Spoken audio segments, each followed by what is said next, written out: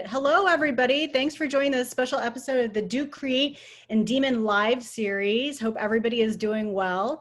My name is Prim Siripipat, class of 2003. I will be playing the role of the moderator. I have to say this is the most comfortable and convenient panel I've ever been a part of, not having to leave my apartment. And while I may be business up top, not gonna lie, I may be in sweats. I may not be, but it's good to see everybody.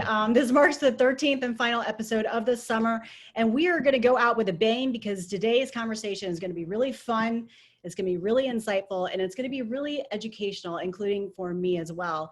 Tonight, we're gonna get a behind the scenes look into the creative process behind ESPN's 2019 College Football Playoff commercial. It was titled Tunnel. And we're also gonna get a sneak peek into the new college football campaign for the 2020 season. And it's perfect timing because just this week, the ACC and some other conferences announced that all 7 fall sports, including football, will take place with competition starting in September. So we've got a lot of things coming our way, and we have some college football, fortunately. At least that's the plan for now. And our 3 amazing panelists, Laura, Jonathan, and Vic, they will give us an inside look into the industry and offer plenty of insight into how they got to where they are today. And just a heads up, during this hour, we'll be taking live questions. So feel free to post your questions to Kevin Erickson, who's the governor or the director of Duke Create. So Kevin, thank you. And we will do our best to get to those questions probably towards the end of the session, the final 10 to 15 minutes. And we will also be recording tonight's Zoom session. So if you want to re-watch it, or if there was someone that wasn't able to attend tonight's session, it will be posted on the Demon Live webpage, and that link will be posted in the chat. So before we get to the introductions, just want to give a special shout out and thank you to our Duke student group collaborators who we got to meet before tonight's session in the so-called green room. Very fun. So a shout out to the Duke Independent Film Festival, DU Marketing, Business Oriented Women, Free Water Productions, Duke Sports Management, Duke Marketing Club, and also Project Arts. We appreciate everything that you guys are doing, and it sounds like you guys are working on some amazing projects, so we appreciate you. Okay, without further ado, let's get to the introductions. We'd love to hear from each of the panelists. So if each of you could speak a little about your title, your primary responsibilities, and also how you got your start. Ladies and Blue Devils first. Laura, would you like to go? Yes, and I know we're all excited about football, but field hockey is returning, so super important. Hello, everybody. Good to be on this. Thank you to Amy Unell for always organizing such incredible gatherings and making sure the arts are firmly represented at Duke. I'm Laura Gentile, as you know, Duke graduate. I played field hockey at Duke, and I've been at ESPN now for 17 years and had various jobs, but ultimately all roads led back to marketing. So I oversee our marketing group and have for the last 2 years. And it's a pretty awesome job if you love sports and you believe in marketing and you like brand building and you like interesting characters like Jonathan. So that's me. I could tell you more later if you're interested. Good stuff. Thanks, Laura. On that note, Jonathan, would you like to go next? Yes. My name is Jonathan Cood. I'm the Chief Creative Officer at McKinney, and I have also been here for 17 years. And I've been at McKinney for 17 years. I've been the Chief Creative Officer for, 14 of those years, something like that. I've lost track. But I'm, in charge of our creative group and all of the creative product that we put out, working with amazing talents like Laura Gentile, amazing collaborators like Vic Palumbo. And yeah, I'm really happy to be here. And you guys, I hope we get a chance to get to questions because, I could talk forever about myself, of course. So rather answer your questions and talk about you guys. Good stuff. Thank you, Jonathan. And Vic? Hi, I'm Vic Palumbo. I'm an executive producer of a production company, Film 47. And I have had 8 jobs in the last 17 plus years instead of maybe one. So um, they've all been in production, and kind of going backwards. Before this, I was a partner and head of production at Deutsch in Los Angeles. Before that, I was head of production at Fallon in Minneapolis, for you folks in the market groups, these agencies. And before I was at Fallon, I was executive producer and worked with Jonathan at Wieden and Kennedy in Portland. So there are, I'll stop going backwards, but those are the kind of the highlights. And anything else you want to know, please let me know. I'm happy to answer any questions later on about going further back in the time machine. Good stuff. Thank you, Vic. Really quick blurb on myself. I'm a sports anchor and host. I've been in the broadcasting business for about 17 years, spent 6 years at ESPN alongside Laura.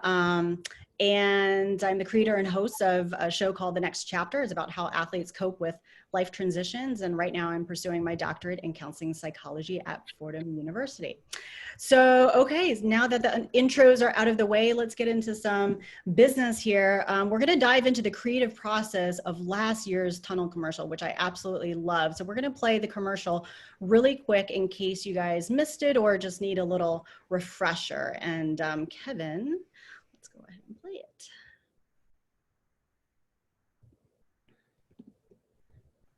I don't think I... You need to portray the scale of college football, literally crammed into a stadium tunnel, waiting to take the field, then flooding out like an army taking the field of battle. Words like epic, teaming, and tidal wave are bandied about. There are references to the Death Star, Helm's Deep, Thunderdome, and Braveheart, no pressure. So you arrange for a cast of 189 principals, 225 extras, and 25 schools, including 14 mascots and their handlers, flown in from all over the country. But even with hundreds of actors on set, you need to represent a cast of literally thousands in a huge stadium filled with tens of thousands of screaming fans. And you have one shoot day in an empty stadium with about 400 actors. Go. First, the one-day thing. You gotta move fast. Next, need a DP to make every hard-working frame work harder. Every shot has to fill the frame with action spilling out on every side, making the crowd feel bigger than what the camera is showing. Good. You're gonna need a VFX soup on set to make sure you're getting what he needs for post-production magic. Oh, and a director that is very, very good at his job. Create a dynamic scenario where they're all running out onto the field. And pretty good at hurting cats. Got it in can? Cool. You're almost started. First, make this many people look like this many people. Then, real quick, build a digi-double crowd in CG and digitally expand the stadium from single-tier to double-decker. Then debranding. Of course, you're going to need to rotoscope nearly every exterior frame around hundreds of actors to include the expanded stadium and crowd. Last but not least, let's get some atmo in there. Pop of color, and done. Hypothetically, that's all you'd need to do. That's all you need to do. No big deal, right? So that was not the commercial. That was just a quick little behind the scenes footage on how this commercial came together. So let's start with the very beginning, the very first step. Laura, I assume that it begins with you guys on the ESPN side saying first, okay, we need to do something for the upcoming college football season, right? Yeah, and just starting sort of big picture, because ultimately when I got into the creative process, Jonathan and his team really led most of it. But ultimately, it was kind of just taking a step back at our position, ESPN's position in the college football space, and wanting to do something bigger and more ambitious than we've done in the past. If you look across the landscape, we have an enormous market share in college football, and nobody covers college football the way that ESPN does and has for decades. And, coming into my role, I felt like a lot of times, even though we have these leadership positions in so many different sports, whether it's the NFL or it's the NBA or it's college football, we kind of soft pedaled that leadership position. And we just sort of promoted each game and we talked about Monday Night Football, but we didn't kind of take a bigger picture perspective. So really my contribution was basically asking the team to take a bigger swing and to assert our leadership more and to declare our ownership of the college football space. And really just think bigger and more ambitiously, to the point that Jonathan and his team presented a concept and we're like, it's fantastic, but we almost have to go even bigger, and we have to get an A-level director if we're going to do this right.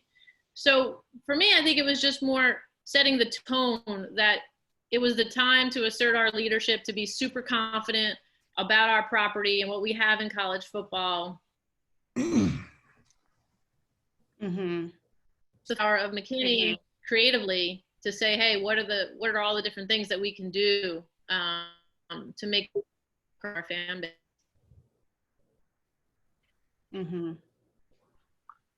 And so Jonathan, what happens next? What is the role of McKinney? Well, the next thing that happens is panic sets in. Just a dead flat panic. But actually, I had an ace up my sleeve because, and I don't know that Laura knows this or knew this at the time, but this commercial was 20 plus years in the making, because that's how long I've known Vic. And I knew that Laura wanted to take a bigger swing, quote unquote. And I wanted to figure out exactly what that meant. And I knew that within the ESPN marketing team, her team, that there was a lot of love for a commercial that Vic had produced the year before with Film 47, Peter Berg. So I texted Vic and I was like, hey, look, how much did that commercial cost? And he was like, a lot. So I basically said, I said to ESPN, like, yeah, you guys, if you guys want to swing big, this is kind of what it's going to mean. And I did feel like part of that is having a lot of confidence in your production partner and your director. And Peter Berg, who directed it, who's Vic's partner and founder at Film 47, is somebody who is amazing at capturing sports and football in particular. He directed Friday Night Lights. He's a very intuitive filmmaker, especially when it comes to capturing sports. And the key, and I think Laura would say this too, for ESPN, is authenticity. And it's what's really interesting and tricky is we were creating a hyperbolic scenario, but it had to feel real. Mm-hmm. And part of the underpinning of the campaign last year was this idea that's very particular to college football, which is that the fans and the fan bases are very, very interwoven into the fabric of college football. You know, they really feel like they're a part of the team. And so when you start thinking about what that means, it means, oh, well, if they're a part of the team, they're a part of the team. And that means, like, when the team runs out of the tunnel, they are metaphorically and emotionally running out of that tunnel too. And we decided, well, what would it look like if every team and every fan ran out of the tunnel to start the season? And that's kind of the background and the genesis of the thinking behind it. And then we paid Vic a lot of money. And that's how the story ends. And it comes out like a perfect product. That's great. We'll just end the panel right there. Yeah. So Jonathan and Vic, you guys had already decided on the concept of creating this tunnel concept, right? Now, do you pitch any other concepts or ideas, or did you just go with the tunnel and pitch it back to ESPN? We presented tunnel, and it didn't go over great with the team initially. And I, as Vic can tell you, I pitched a little hissy fit with some of the people on Laura's team because I wanted them to understand how powerful this could be, and they weren't quite getting it. So I had to, like, you know, take my rings and sort of bang them on the table. He tries to hide it, but Jonathan cries a lot in the Hey, I do what it takes is what the long story short. And if sometimes it's tears, sometimes it's more tears. So some things never change. Yeah. Unlike in baseball, there's a lot of crying in advertising. So anyways, but we and I, you know, this is credit to Laura and credit to ESPN and all the way up through through Jimmy Pitaro, they did take a huge leap forward in terms of production values and spending. And, there was a lot on the line for everybody. We did sort of push all the chips into the middle of the table and kind of go for it. Vic, and then Yeah, I mean, I think that's part of the go ahead, Laura. that's part of the creative process, though, too. I think it's ultimately being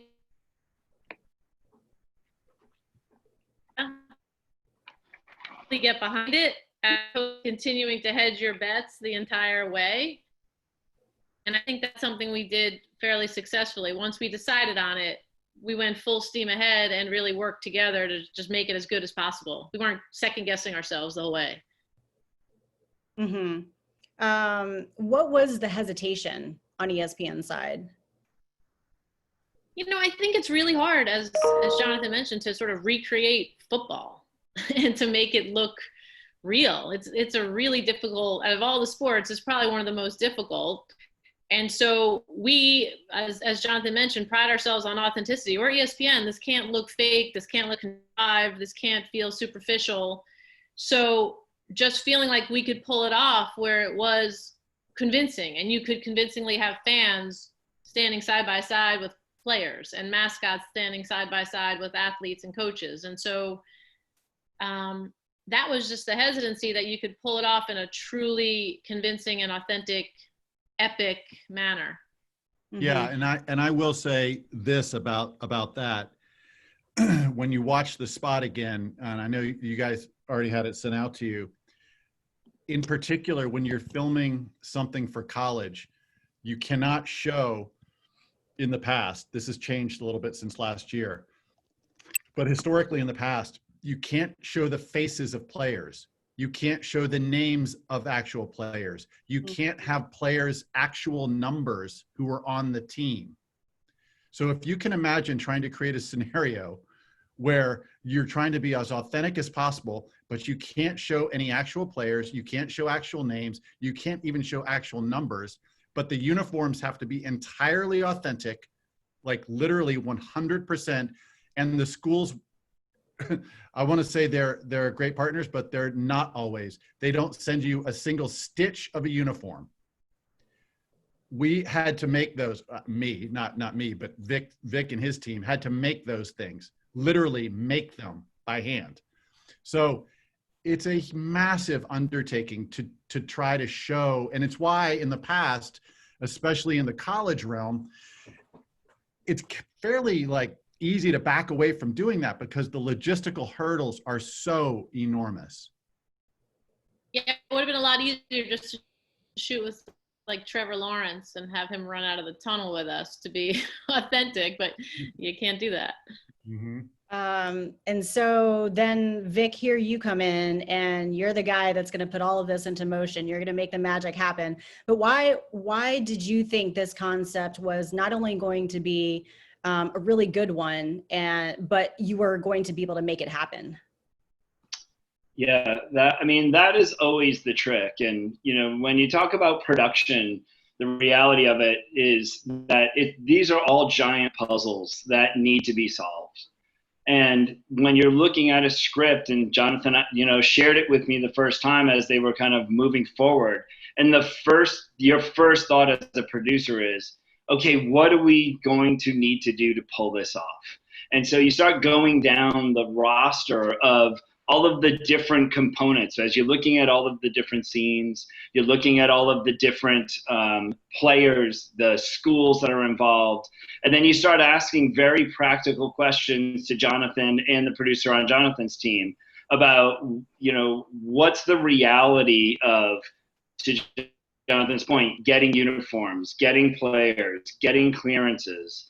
How many extras do you want to have? Because when you see something like an entire stadium full of people, really what that means is massive crowd replacement. But crowd replacement has to start, and you saw it in the behind the scenes, with 220 extras that then we have to choreograph to figure out how to put them into sections so that we can fill both decks of that stadium and make it look real. Because the first thought is, how authentic can this be? They want it to be real. What is it going to take to make it real? And that is literally the first thing that I think about. And with this, as we start having this collaboration opens up, as Jonathan and his creative team pitches it to myself and to Pete, our first thing is talking about how great the spot is and what bringing Pete's vision to it from where they've already started, what they've already pitched to ESPN, and then what's next and where can it go. And then, like I said, from there, you start breaking it down literally scene by scene and it's the only way that you can get to a schedule and to a budget to kind of get to an endpoint that we know everybody can be proud of. It's amazing how complex the process can be for a 30-second spot. I actually had no idea that you had to get that much clearance, especially from the schools and the jerseys and players and numbers. I didn't know all that. But just to jog everybody's memory, we're going to play the commercial from last year. So here's Tunnel.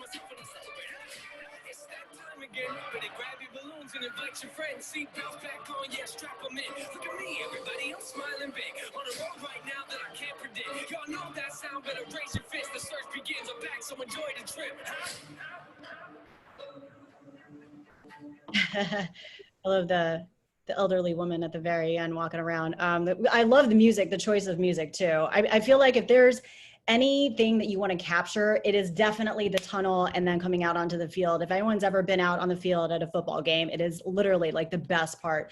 So Vic, when you're looking back at that, what stands out to you in terms of the biggest challenge, or where you decided to tackle this first?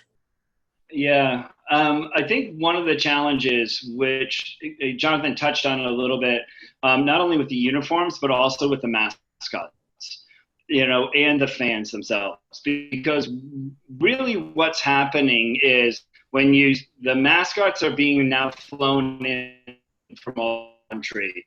And typically what you would do in a commercial, like you'd get the costume would be sent to you and you'd, put an actor in it and you'd figure out but because the authentic nature of this, ESPN and all the schools basically insist that the person who plays that role at every school travels with that outfit and along with that handler. And for me, that was also one of the things that, I had really wouldn't imagine that, at the beginning of this, that there would be that much care that went into the people that are playing that role. But when you actually then peel back the layers and have conversations with these mascots, it's like there's a behavior, what they do, how they act is really something that they do and they learn because they're representing the school in this spot. In those very few moments where you're seeing each one of these mascots or each one of these fans, they are representing that school in that moment. And it's crucial that it has to be authentic. And as soon as it's not authentic, if you don't have the right person, you don't have the right wardrobe, you don't have the right beads, whatever those things are, it literally starts to fall apart. So for me, that was so here comes us trying to figure out, now we're flying dozens of mascots and their handlers into Los Angeles and working with our, with our ADs and our director crew, our director. And we're also trying to choreograph an entire of who's going to be shot and where they're going to be stacked up in the tunnel, who's first, how they come out. And a lot of conversations, a lot of things that go into it's not we're just sending everybody, you know. Yeah. And Prim, just to build on that, you know, our marketing department and our whole company is populated by rabid sports fans and folks who've been to these schools and know the traditions. And so we sniff out pretty quickly when, you know, the gold helmets aren't quite gold enough for Notre Dame, or the cleats aren't quite right. And so it's a great collaboration, you know, if you have the right people at the table, but we're pretty much sticklers when it comes to that, because we feel like we have to. You know, we're representing fans, and we also feel like fans have a pretty high BS meter, like if we're trying to pull something over on them. So it's always kind of a key marketing tenet and a brand tenet of ESPN is to be as authentic and as truthful and as realistic as possible. So to Vic's credit, you know, that's a huge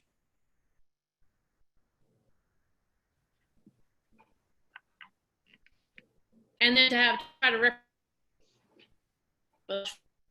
with as many schools as possible, because especially when you're shooting this, you actually don't know who's going to be in the college football playoff. Yeah, that's right. So how many rough drafts do you get to see, Laura? Hopefully one. Okay. As few as possible. Because I didn't know how often. No. I mean, it depends. You know, every production's different, but ideally, right? If we're all on the same page from like the briefing standpoint, we're all on the same page to when it gets into the director's hands and Vic's hands, and if we're all in agreement throughout the shoot, it really shouldn't be any surprises, and it should be pretty seamless. So I see maybe 1 to 3 rounds typically, but in this case, knowing that we were filling stands with fans with CGI, I probably was brought in kind of earlier than I would have been, because there was a lot of, you know, you had to visualize what this could be, and you had to have an understanding of big productions and take that leap of faith. And, you know, not everyone on my team just has that kind of experience. And so if you're looking at a rough cut where half of it isn't even finished. Interesting. I a little bit earlier, and this is going to be handled at to be approved point where they weren't really close to being finished. Jonathan, I'm sure you can illuminate that a little bit more clearly. Well, I'm just gonna out Laura a little bit, because she is probably one of the most hands-on senior marketing and advertising executives you'll ever meet. I had conversations with her where she was saying things like, I mean, can we just have a few frames less on the Ohio State guy? So, I mean, it's, yeah, but she's right. And the thing that makes it tough is that you do have to visualize what's going to be built, but you have to approve it without seeing it, because we have to all agree on the foundation, and then we build the CGI on the foundation.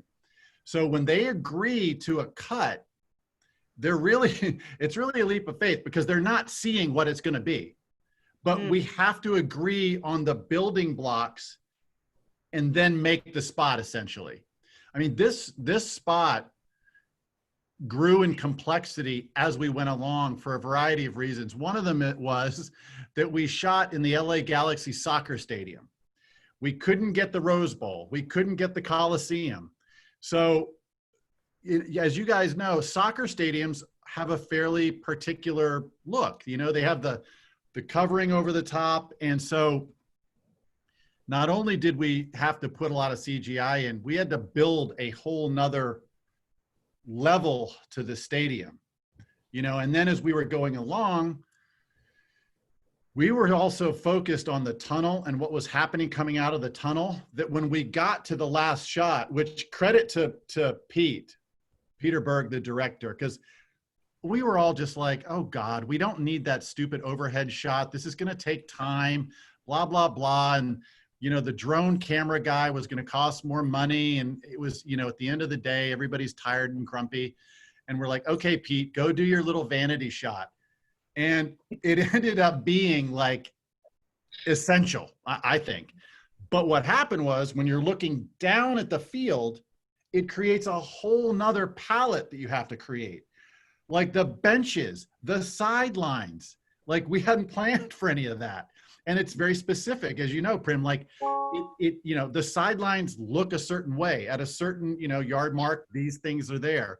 The benches look a certain way. There's trainers. It's just, all of this stuff comes into play. So as we were making it, it's sort of like, you know, you're getting scope creep, and it's kind of getting bigger and bigger. And that happens sometimes. And that's where, you know, it's very important to have a partner like ESPN that understands and is supportive of the vision, and that you're aligned with going in. We all know what we're trying to do here. We know what's required. You know, to Laura's point about authenticity, and ESPN gets more of this, you know, like if they don't have something right, I mean, they hear about it. I mean, this is, you know, the world of Twitter. Yeah. I mean, instantaneously. So like, you know, one of the helmet manufacturers, Visis, I don't know if you guys are familiar with Visis, and but Visis had just signed a deal with Notre Dame. So when we showed the Notre Dame helmets, they had to be Visis, like on the back, because we can't show, Notre Dame doesn't have names anyway on the back of their jerseys, right? But we have to have the right helmet brand. So the only thing I guess there was maybe some poetic license taken with was the visors on the helmets. The NCAA does not allow a certain level of opacity, but we darkened the visors so that you couldn't see the faces of the players, because we're not allowed to show the faces of the players.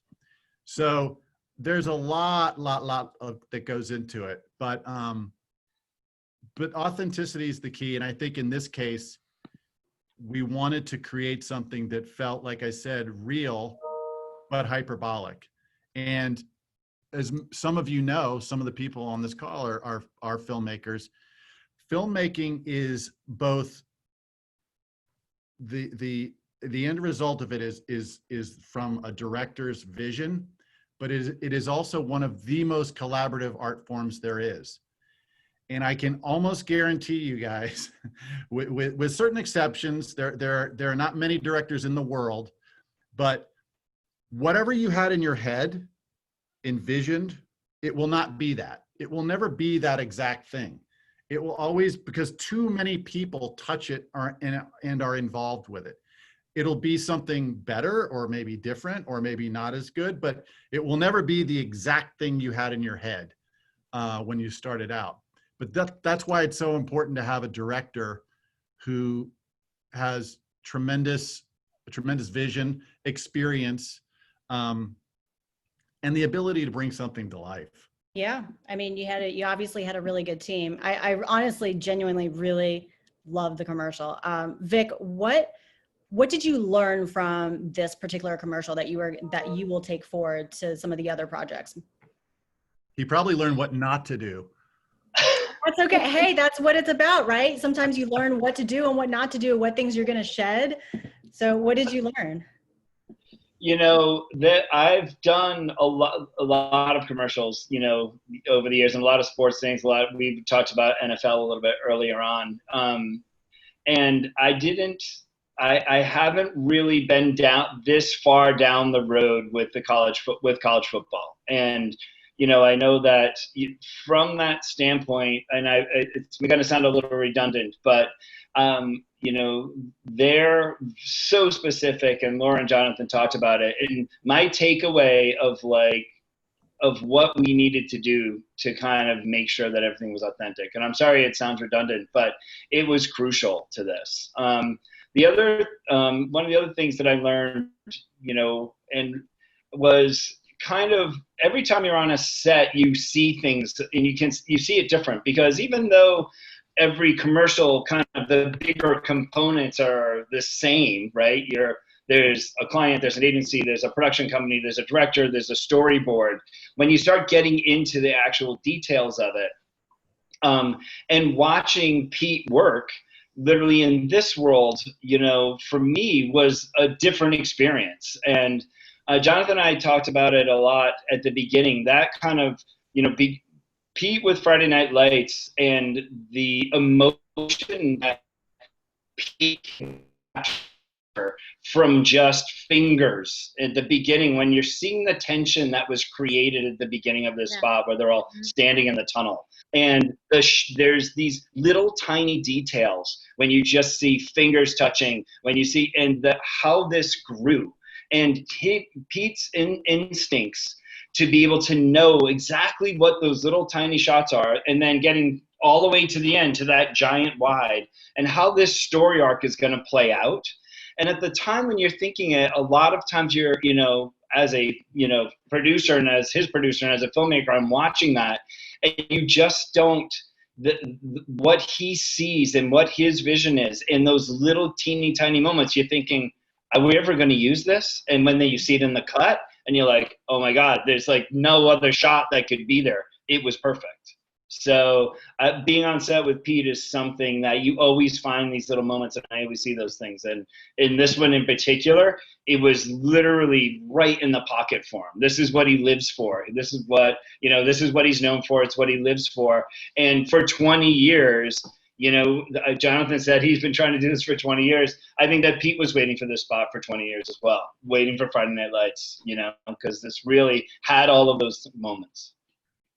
Patience is a virtue, isn't it? That was a long wait. So you talked about authenticity and really diving into your instincts, and I'm curious about what you guys think about today's current climate in terms of bringing out the authenticity and the concepts that you guys are working on, whether it's for the 2020 college football season or anything moving forward. You have the pandemic, you have athletes not playing sports and hopefully will this fall. You also have the racial and social justice issues. So how does that come into play in some of the things that you guys are working on? Laura? Yeah, I mean, there's so much there. The last 4 months has felt like 4 years, and I think we've all experienced pretty much every emotion you could experience throughout that time, and sports was just a part of that. Being so disappointed when it was canceled, missing it so much because lo and behold, all of a sudden there's night after night after night without live sports, and it was just such a strange place to be. Then anticipating and waiting, and then ultimately, we're back little by little. So from a brand perspective at ESPN, we really leaned into that with our There's No Place Like Sports campaign, where we literally hit those marks. The notion of we miss it too, and being a fan alongside fans, like we completely miss sports just as much as you do. The fact that when you actually break down a sporting event, there is a lot of waiting. Tennis, like we use Nadal, getting ready for his serve, and like you're always waiting. So we like really played into the waiting that goes into great sporting events, and there was this whole period of waiting. And now we're in the period of a bit celebratory, like, hey, we're back and sports are back, and let's get back on board and live into the emotions of sports and all the great things that sports conjures up. But also, Prim, we coupled that with some of our sports properties that really are connected to the social justice movement and the fight for justice, and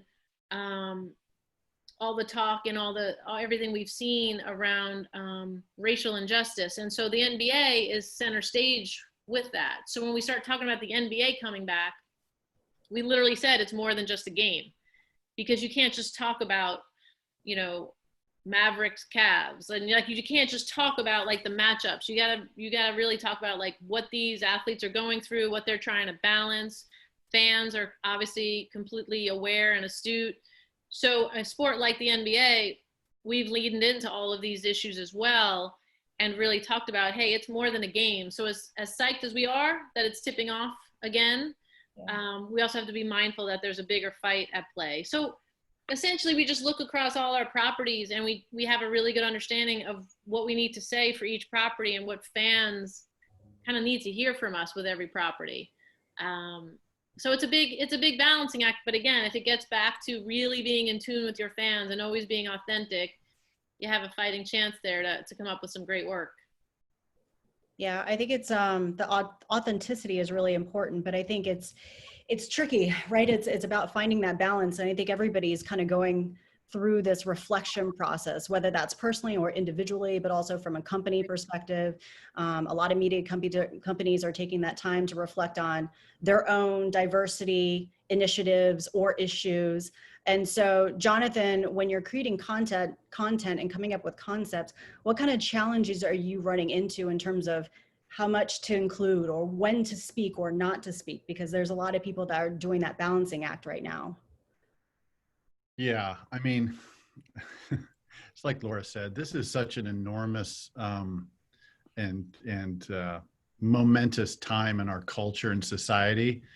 And I actually wrote a piece for Adweek about this, about what the loss of sports meant to us as a society and culture. It's actually, to me, it's bigger than just games not being played.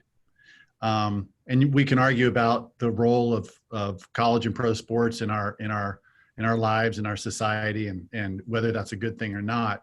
But I will say that as a society and as a culture, there was a moment in time back in March where the pandemic became real for us. And it was when Adam Silver canceled the NBA season. That was the thing that made this real for most Americans. That and Tom Hanks. That happened all the same day. Yeah, that actually, I think up until that point, a lot of people were like, but when Adam Silver made that decision, that was the tipping point that oh, this is serious. This is real. So from an ESPN perspective, and I think from an advertising perspective, we have to ask ourselves, and we have to be cognizant of being relevant and timely, but also empathetic and sensitive. We can't be tone deaf. Like, for instance, this year, it would be crazy to put out a Spotlight Tunnel. I mean, it would just be absurd, right? I mean, Laura would have already had to signed off on it months ago anyway. So it would just be like, it's hard because the kickoff to the college football season is normally a very celebratory time. Like, it's amazing, right?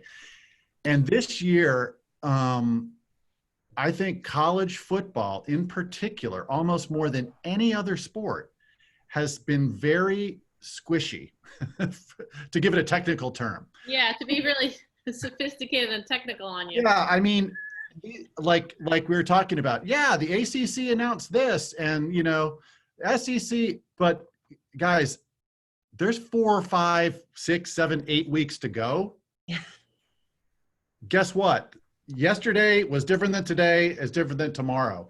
And Laura is in the position of going, okay, my finger's hovering over the go button. I've got, do I push it? Do I commit those funds to something that I hope is going to happen? But there's no guarantee, even with these commissioners saying this.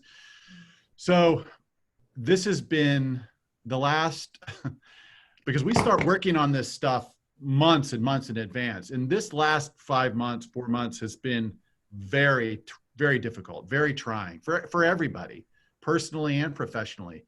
But certainly as it relates to our partners at ESPN, whose whole, as existential existence has sort of been on hold.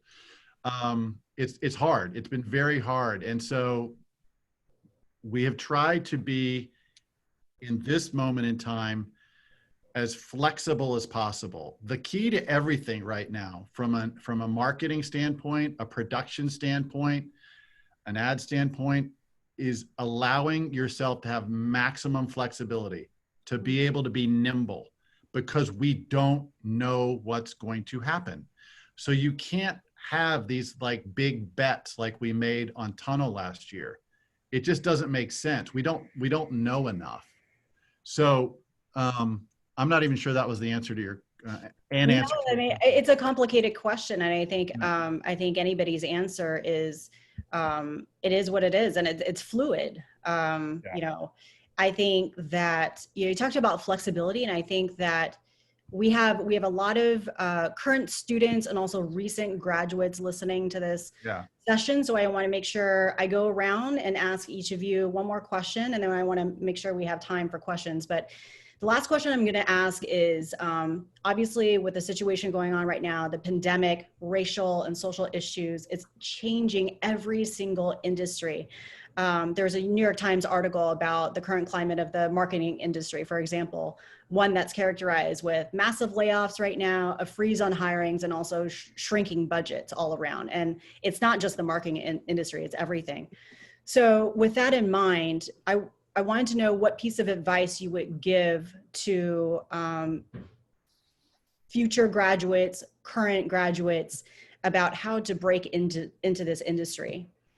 What kinds of things would you keep in mind? Vic, I'll start with you first. Well, from a production standpoint, you know, going into it, there's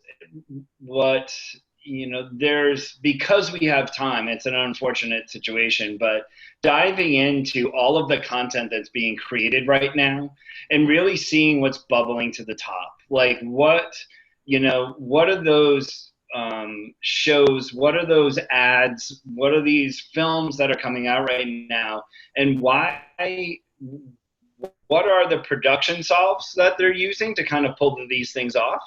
And then also, what are they doing with the characters? And because if we're going to we have to try to figure out how to take something away from this so that we can all grow. So if I'm just staying in the production zone, it's kind of diving in and just immersing yourself even more in what's being created around you. And then because of the technology, and we all have the ability to some point, even, we've been talking about it for 10 years about having an iPhone makes us a content maker.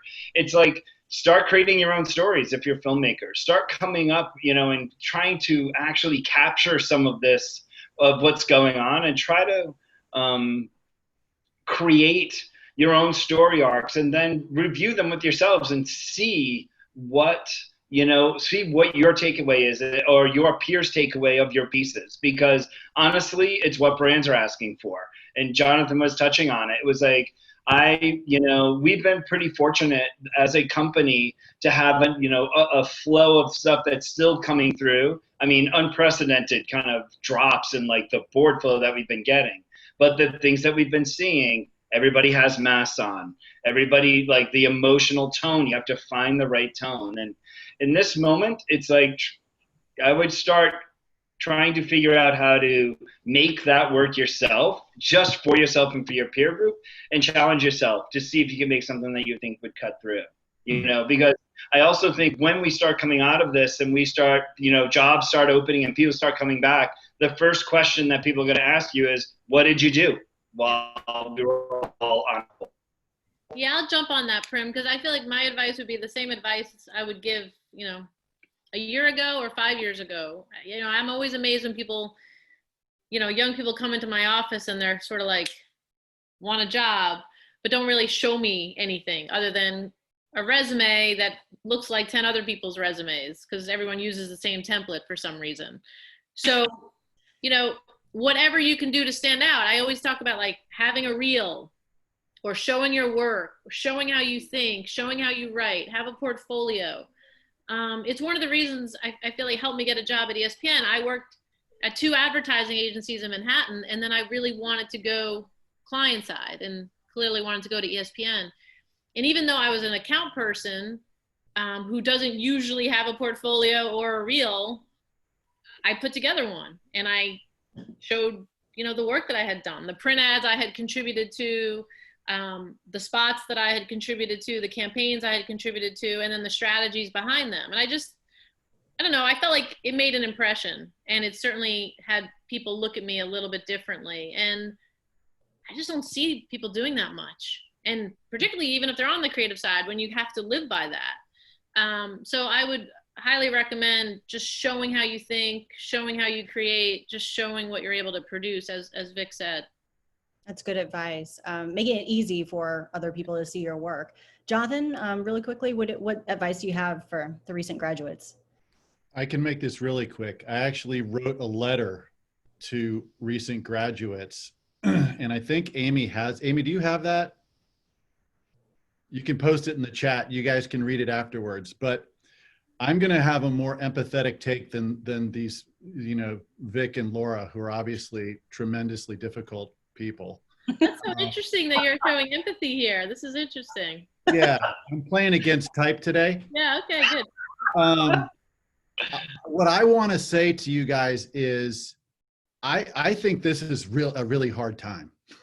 I think this is a really hard time, and I think you need to be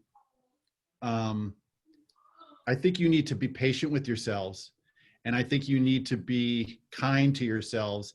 And when I say that, what I mean is I think, it's real easy to get very anxious at a time like this, especially if you're going into the job market or you're just about to graduate or you're going into your senior year and it's panic time, right? Because it's like, oh my God, all the expectations. And I guess what I want to say to you guys is I didn't have a good job, quote unquote, until I was almost 30 years old. And so I just want you guys to know you have time. And the more experience you have, the more life experience you have as you go into, maybe you go into a career like advertising, the more you have to draw on. Like when I get people who want to be creatives in advertising, who are 22 years old, I really don't want to hire them. And it's not because they're young or eager and I'm a mean person like Laura. It's because they don't have a lot of life experience. And what it takes to create work that's relevant and that resonates and is emotionally connective, you have to draw on your experiences mentally and emotionally. And if you're only, if you're 22 years old, you haven't had that many. I mean, I know when I was 22, I got to tell you, I knew everything. I knew so much more than I know now. I will tell you that. But the reality is you don't, and you're not supposed to. You're not supposed to have it all figured out. So give yourself time and be patient with yourself. It's what's meant to happen will happen. That's good advice, Jonathan. I mean, it took me, I set my goal my junior year at Duke to be a sports anchor at ESPN. It took me 8 years to get there. So that's fast. Yeah, like hopefully that doesn't sound too dismal. It's going to take a whole 10 years for you guys to achieve your dream. But yeah, I mean, it takes time, right? You have to be patient with yourself. Okay, let's get to some of these questions. We have about 6 minutes left. First question, within the marketing industry, who are your creative heroes or sources of inspiration? You guys can feel free to chime in. Who, us? Yeah, you guys. Yeah. Jonathan. Yeah, I was going to say Laura. I mean, she pays me and then I pay Vic. So I guess it's kind of a, shit runs like down. Connected circle. Can I get in on this financial circle? Yeah, Yes. Jonathan Cude is my hero. Yeah. Yeah.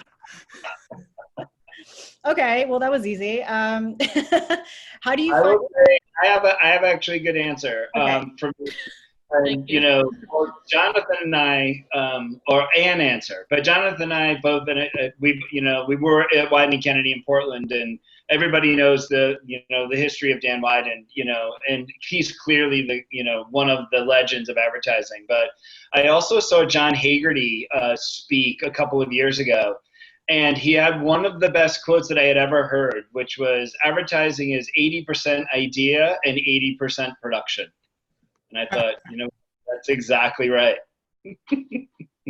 Yeah, I wouldn't say, I just, hero is such a big, lofty term. I would just say, having worked on the agency side for 7 years on big accounts like IBM with big budgets and stuff, getting that kind of experience was, priceless. And the creative talent that I worked with at Ogilvy, whether it was Chris Wall or Steve Hayden or Tom Baggett, like just incredible thinkers. And I have a bias towards writers. I just think yes, people who can write and create incredible scripts and bring things to life in the written word. Again, Prim, like I think people underestimate what it takes to make a 30-second or 60-second commercial be beautiful. But that writing talent really made an impression on me. And so it's definitely something I look for now in partners, and it's definitely something I preach within our walls at ESPN for sure about that kind of writing talent and that kind of vision and creativity. That's good. Next question. How do you find the perfect talent A-level director to star in a commercial or direct the marketing campaign?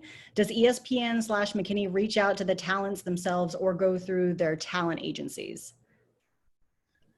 So I can speak a little bit to that. Are you talking about casting, like the actual people in the commercial? It sounds like it. Or is it finding the director? It sounded like. It sounds like finding the director to star in the commercial and direct the marketing campaign. Yeah. Just So go ahead, Vic. Go ahead. I just said you just call me. That's it. Yeah, no. In this case, this was a very. I mean, we did a bidding process, but in this particular instance, you know, I'll lay this on myself. I had a very particular idea of what it was going to take to pull off Tunnel and who was going to need to do it and who was going to be able to give ESPN the confidence that it could be pulled off.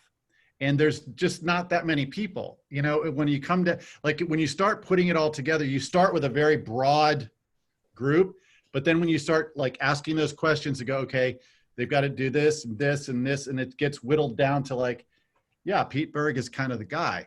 So, but just broadly speaking, you know, there's thousands of directors, and we'll look at a lot of different people, and we'll sort of narrow it down. And then typically we'll take 3, maybe more, but usually 3 directors to ESPN or the client, and we'll have a recommend. Okay, very interesting. But it sounds like relationships is obviously not only somebody's work, but the relationships, established relationships beforehand. Relationships are huge in life and in business. It's not always, you know, like I've worked with many directors that I've like had never met before working with them. But in this case, I think it was critical because I could appeal to Vic on a very fundamental level, like, this has to work. Right, it's back to the crying and the pleading part again. Yes. And that would be the first time I've heard that from Jonathan. We've been in a few battles over the years, always on the same side, but in many battles with other directors. So. Prim, one other quick element to that, you know, I think Jonathan hit on it, but you know, each director we reach out to ideally puts their stamp on it and gives you their treatment and how they see this thing coming together. So that's an important part of the process, that you think this person's taking it to the next level or adding something to it, or not really, or they're taking it to a place you don't want them to take it. So getting that dialogue going and seeing what they're going to add to the process and where they want to take it is super important. Yeah, for sure. We'll go one more question. Is ESPN or McKinney offering fall internships?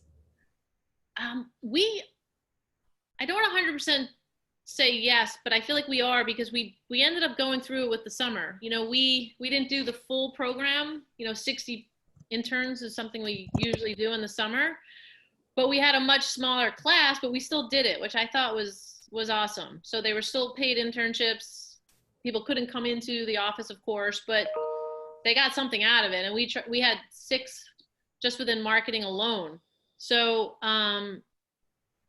so I just have to follow up on that. I think we'll have a few. Again, it might not be the full program, but we really believe in interns and giving people opportunities. So if anybody's interested, you know, we can reconnect on that. There you go.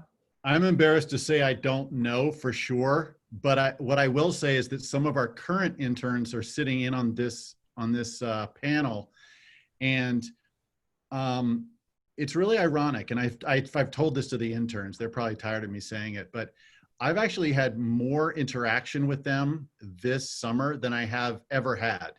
I'm not sure why. I will also say that, and I don't know if it's due to the times we're in, but this crop of interns, at least on the creative side, and I think more broadly too, have been some of the best interns. Cooper, cover your ears, earmuffs, have been some of the best interns that we've ever had. And we really count on our interns to do real work. We give them real briefs. They produce work.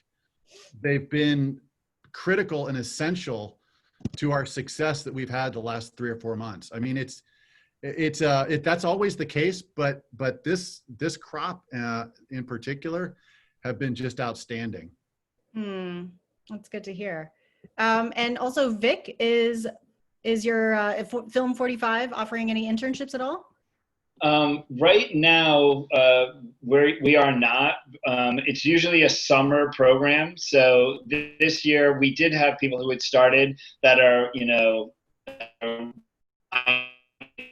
they were kind of started, but again, like Jonathan said, just kind of punching in and out, having them do some research. But we're going to wait to see what happens. It's always a summer, so start reaching out to me like in the fall. We start, in January after we get through the fall. If we're going to be open next year, that's when the process starts, is kind of January, February, when we start getting all those resumes and candidates together.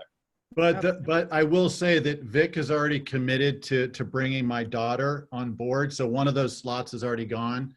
Oh, there you go. Yeah, she's a student at the University of Southern California, so she's right there, Vic. Yep, I know. That's just terrible pandering. I'm sorry. Well, on that note, I think it's time to wrap up. So to everybody, if we did not get to your questions, or if you wanted to reach out to anyone in the panelists, we're going to send out a follow-up email with everyone's email, so keep your eyes peeled for that. But wanted to thank everybody, including our panelists, Laura, Jonathan, Vic, also Amy and Kevin. Thank you to you guys, our Duke student collaborators. Thank you everybody for joining us tonight. And that wraps up our first ever summer season of Duke Create and Demon Live. Just a reminder, you can watch all 13 episodes, including this one, on the link we posted in the chat. And stay tuned for season 2 coming up this fall. You can RSVP on some of the upcoming episodes featuring Beats by Dre, the indie film Miss Juneteenth, and a few others. So that's it.